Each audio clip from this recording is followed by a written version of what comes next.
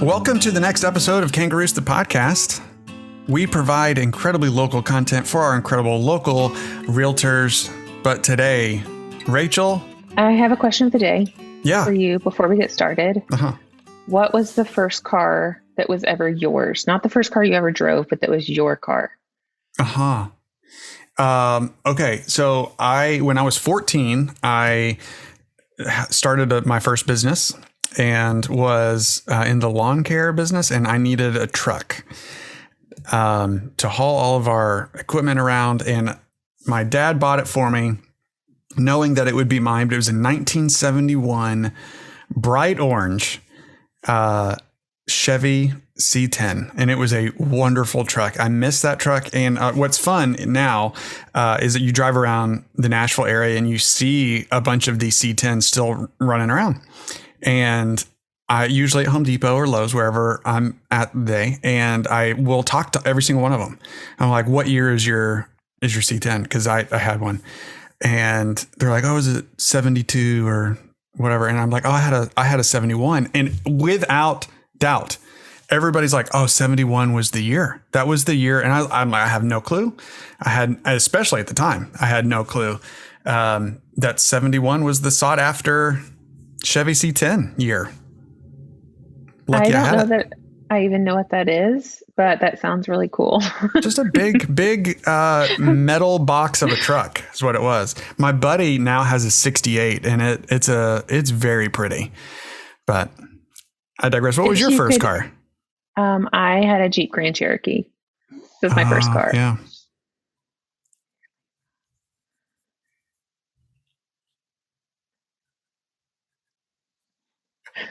Okay. Yeah, it was a great car. It was a great car with a great sound system that I bought it from my grandfather, and he really enjoyed music. And so did I. Had twin 18s in the back. Not quite, but it was very nice, very upgraded, very much something a teenager would not be able to afford to put in their car. And so I just sort of lucked out. All my guy friends thought it was really cool. So there we have it. All my guy friends also liked my truck, which is I bet. Right. Today we're going to talk a little bit about process, but first, in our 1 minute marketing term, we're going to talk about the ideal customer profile. Rachel, give us a good definition for this. It is who your best customer might be. So before you really might know who your audience is, it is you defining who you think your audience is, if that makes sense. So who will benefit the most from hiring you? For our audience is realtors. So most of y'all out there are realtors, and you're thinking like, I'm seasoned. So if I look back over my audience, I might be able to identify some trait or pattern in the clients that I've served. Is that really where my core audience lies? Knowing this helps you craft all your messaging.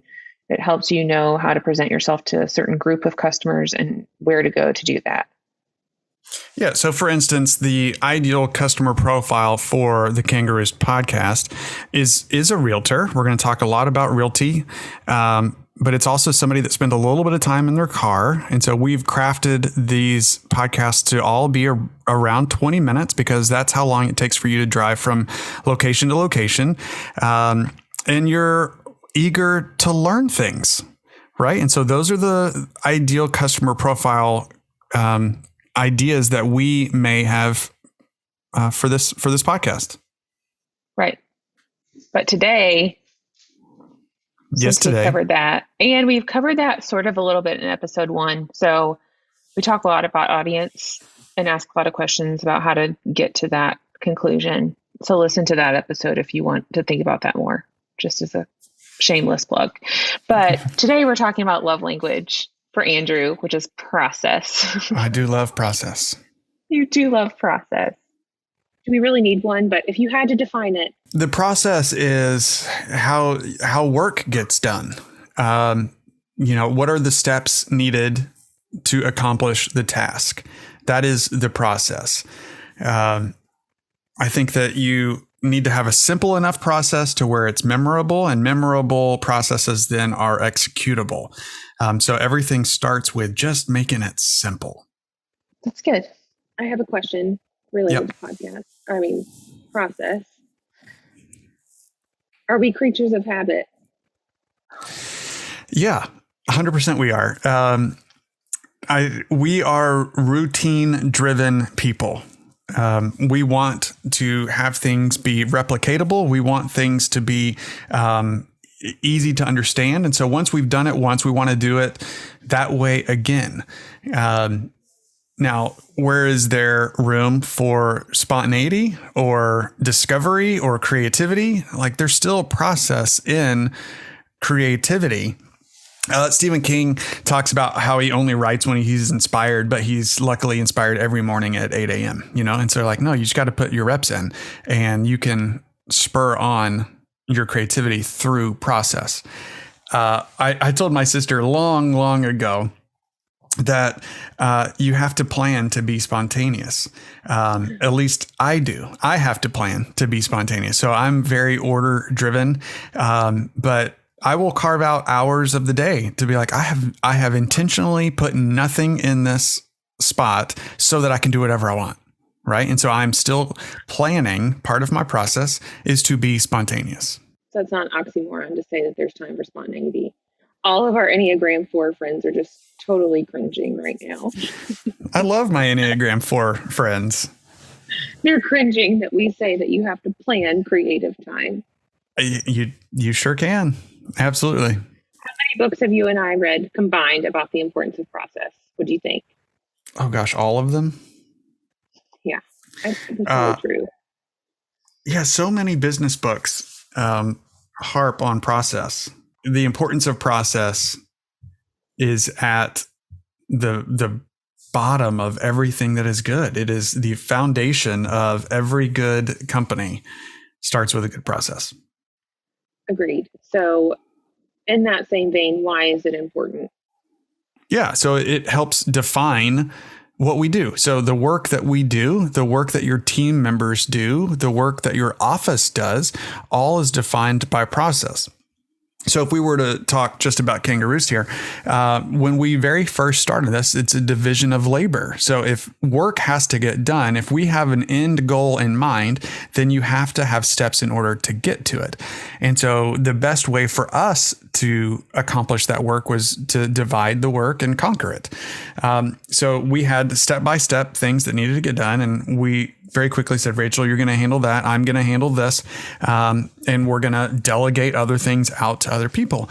And so as you are defining that process, you still have a step A, step B, step C, all the way through until the work gets done. Now, if there is a weak spot in any of those steps, it gets highlighted really fast. And so if you're able to then execute that process and then you assess the process, you're able to look at the process, see where the gaps are, adjust the process, and then you get to hone it in. So you're honing in your process. Simple process makes it memorable, makes it executable. Then you assess the process and you adjust the process. Defining your process also really helps you avoid mistakes. It helps you avoid delays because every single person that has a task assigned to them knows what work they have to do. So the expectations are clearly communicated. We know if it is a win or a failure based off of the process that is in place. But everybody also knows what work has to get done. And so there's no one saying, oh, I thought so-and-so was going to do that. Or I thought I was supposed to handle this part of it. You're like, no, if you are managed well, if you manage yourself well, then process helps create the work. It also helps you become really efficient. Efficiencies and effectiveness is something I used to say to my team. Where can we find better efficiencies and where can we be more effective? Where can we find better satisfaction? Where can we find better friendships out of any of this? How can we work well together? I'm going to work really well with somebody else if I know that they are handling their workload with excellence, and I don't have to worry about it, right? So if I am hiring, I'm going to hire somebody that is going to take that work, part of our process, and do it really well. So in order for me to hire well, I need to know what work needs to get done, which is part of the process that has to be defined. And so that is the way that I can hire so efficiently and say, this is the exact work. This is the work. Now, is there room for creativity and for you reshaping the work? Absolutely. That is what I hope you bring. I don't want a robot. I don't want a monkey punching a button for me. What I want is to say, hey, here's our defined process. Now, let's figure out how you, in excellence, work well in that. And if you're going to bring new ideas, and man, you're going to make us even more effective, I'm all in. If you're going to make us even more efficient, I'm all in. But it's whenever you say, oh, I don't like it like this, or I want to do that, and it doesn't, then we are able to point back to a very clear process in place so that we can say, this doesn't fit. This doesn't fit with how we're operating right now. Yeah. I think there are probably more than, I'm going to simplify this, but two dangerous things are the people who just want to change it because they don't like it. Yep. Because they don't like the work that they're doing, in which case I think as a leader or someone managing the process, you ask, are you even in the right seat on the bus? Because we really like you.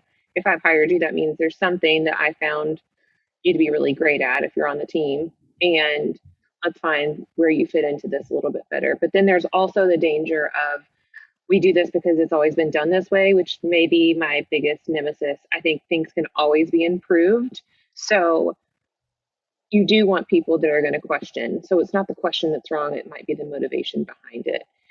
Because sometimes, as cringy as that is, we've done it this way because we've tested other processes in the past. So you might be new on the team. You're asking why it's not done well because we've done it that way. And it broke something down the line or something along those lines. But those are questions to be mindful of. But before we dig into practical advice, we're talking a lot about more corporate process.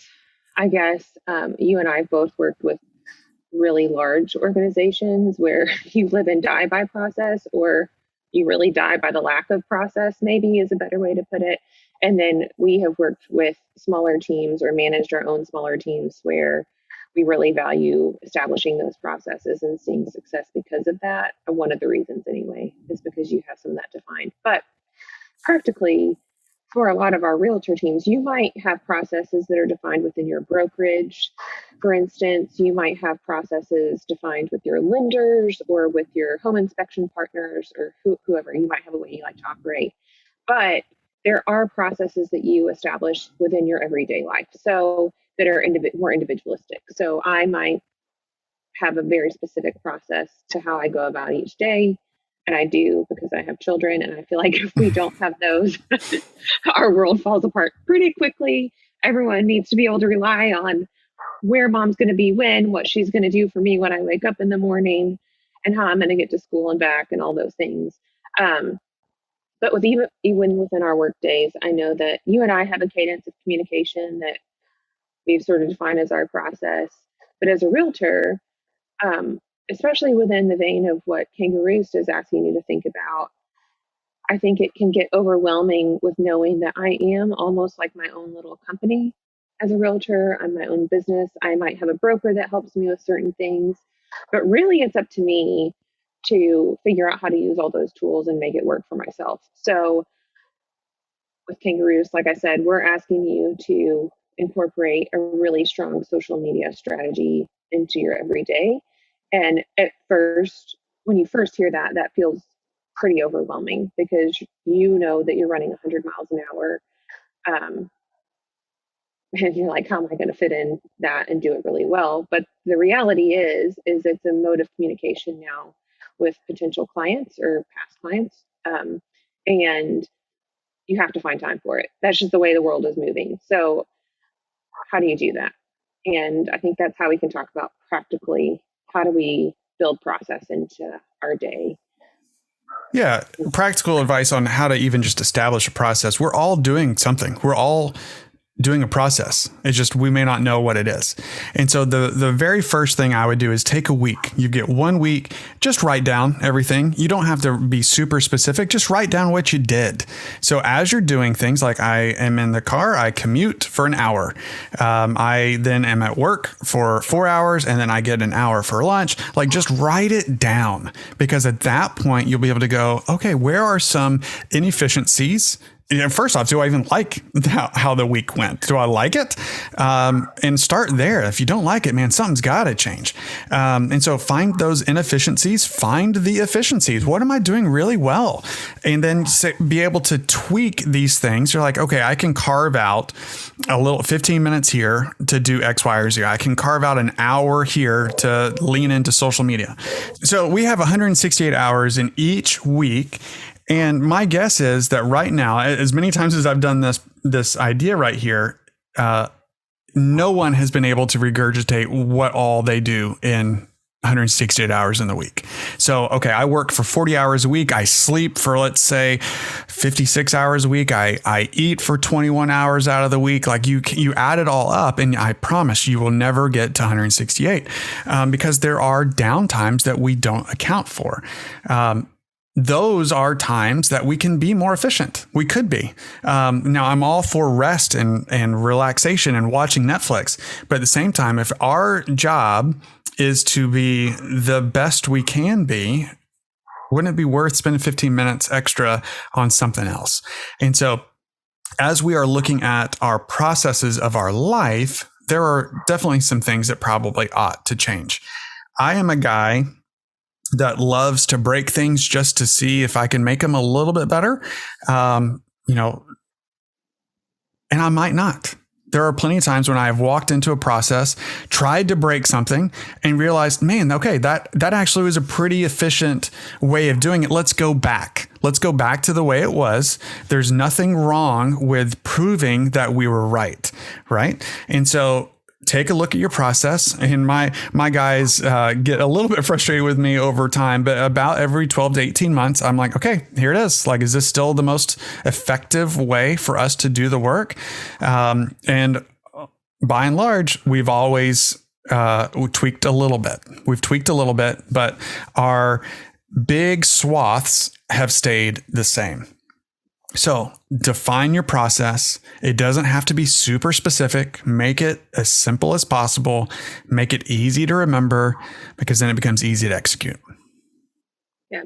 And I think you hit on something key, which is sort of a self-evaluation time frame and how important that is in order to just make sure what you're doing is really the way you should be doing it. Times have changed.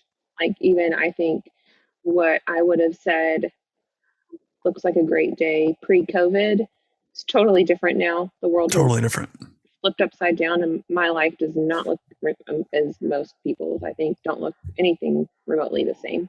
So it's important for us to sort of take a look at our week and say, like, where can I find inefficiencies, or how have I actually become more efficient at something, and how has this freed up time? Those are always good things to keep in mind. With that, unless you have anything else on. I could fill hours and hours. But we're trying to keep this to a commute time for our friends. That's right. So you guys can set up a coffee date with Andrew to talk about the process. Andrew at kangaroos.com. Yeah. He will meet you for coffee and tell you about all the process things. Okay. We're going to end with something local. Yeah. Potentially. I might know your answer. I don't know if I actually do. Okay, what's your current favorite hobby and why? And where in Nashville do you go play golf? Yeah, where do I go play golf? That's exactly what I was going to say, but I wasn't going to put words in your mouth. Yeah, I have gotten back into playing golf. I played a lot in high school, and then took a few decades off. I sure did. But my neighborhood has started playing, and that's been fun. I've got some friends here in Nashville that play pretty often, and it has been really fun to get back into it. But I have played some really nice golf courses in Nashville. And then I've also played some really nice public courses. There are some really great courses here and around Nashville. So highly recommend. And it's beautiful out right now. Why would we not be playing golf? You just get to hang out with some of your best friends in a beautiful day and get really mad when you hit a bad shot. That would be the answer of why I don't play golf. That's right. Is being terrible at it. Driving range, sure. Top golf. That's about as golf as I get. Top golf. Where are you spending your extra time? What are your hobbies? Well, that's a hard answer for me right now because I have children who are playing sports. So my hobby is being a taxi driver for my children to and from the baseball fields. But when I do have time, I've gotten back into running. I do this every spring and summer. I love hot weather running, which I know sounds counterintuitive, but it is what it is. And so I live in the Nashville area, but out in the middle of nowhere. So I run country roads, which is really nice. So, but there are a lot of great greenways in Nashville. So when I used to live in downtown, I would go to the greenways either in East Nashville or Sylvan Park area and run. There's some good trails. So for a lot those of good parks. Live out in the middle of nowhere, there are still great places to run, or just run downtown. I like to run and see people. So yeah, up and down Broadway, just doing wind sprints. That's usually if you're looking for me, that's where I'll be. Shut up. Watch out for the cabs. Watch out for the big party buses, the scooters. These were not factors when I lived downtown because it's been a long time, but now they are. So watch out for all those things for sure. Well, Rachel, thanks for digging into an episode a little bit about process. It's always fun to talk about process. So Kangaroos, the podcast, is all about incredibly local content for our incredible local realtors, and we'll see you next time.